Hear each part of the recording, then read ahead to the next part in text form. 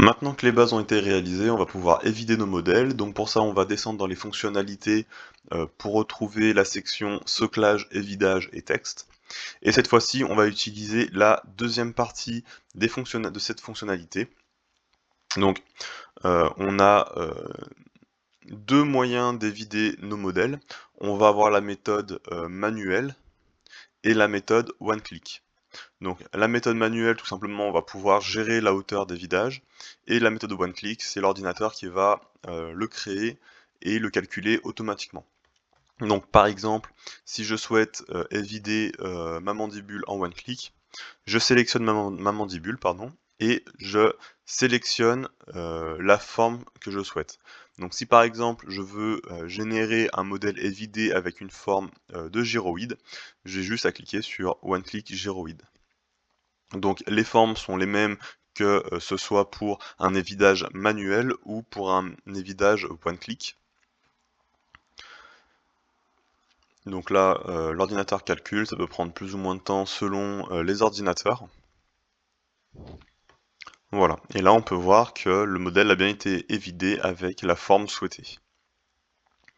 Maintenant, si je souhaite évider le modèle maxillaire manuellement, je vais sélectionner le modèle maxillaire et je vais cliquer sur évider.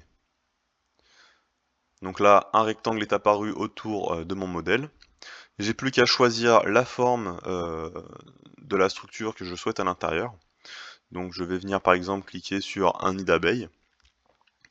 Donc bien sûr, vous pouvez aussi faire un modèle creux, hein. Et là, je vais pouvoir venir ajuster mon évidage. Donc je vais prendre la flèche bleue, la tirer vers le haut. Voilà. Donc là, j'estime que ma hauteur de base est suffisante. J'ai pu englober mes die à étage pour pouvoir bénéficier de la fonctionnalité des étages et de pouvoir positionner correctement mes die. Et je vais pouvoir appliquer mon évidage.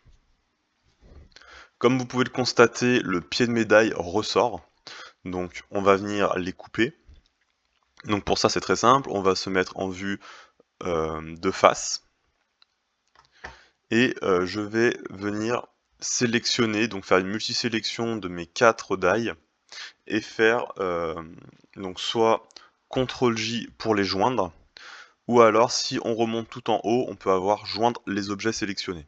D'accord? Donc ça va avoir exactement la même utilité. D'accord? Donc je fais une multisélection et je joins les objets sélectionnés. Donc là, mes 4 die font partie de la même bibliothèque. Donc là, si je sélectionne un die, en fait les 4 die sont sélectionnés, d'accord? Et je vais pouvoir utiliser les outils de coupe. Donc pour utiliser les outils de coupe, je vais redescendre dans les fonctionnalités et aller dans la section coupe, patch et sculpture. Donc on a utilisé pour la coupe d'arcade, et cette fois-ci on va utiliser outils de coupe. Donc on peut voir qu'on a plusieurs formes, on va avoir la coupe libre, la coupe circulaire, la coupe carrée et le tracé au lasso. Donc nous, on va utiliser la coupe carrée étant donné qu'on a besoin que la coupe soit droite. Donc je vais positionner mon curseur sur un des die et je vais cliquer sur coupe carrée. On peut voir qu'un carré est apparu. Donc ce carré est en orange puisqu'il est présélectionné. Donc je vais pouvoir bouger le carré. Donc là, j'ai appuyé sur la touche G pour modifier la position. Et je peux utiliser la touche S pour agrandir la taille de mon carré. Donc je vais faire en sorte que mon carré arrive à fleur de mon modèle, par exemple comme ceci. Donc là je pense qu'on est bon, c'est important de bien rester dans le même point de vue. Et je vais pouvoir couper ce qui se trouve à l'intérieur. Donc je vais pouvoir cliquer sur conserver extérieur. Et là on peut voir que les die ont bien été coupés. Donc je vais pouvoir accepter ma coupe. Et là on peut voir que nos die sont à bonne hauteur. Donc c'est pour ça que précédemment je vous disais qu'il était important notamment pour les die à étage d'avoir un pied assez suffisamment long pour la suite.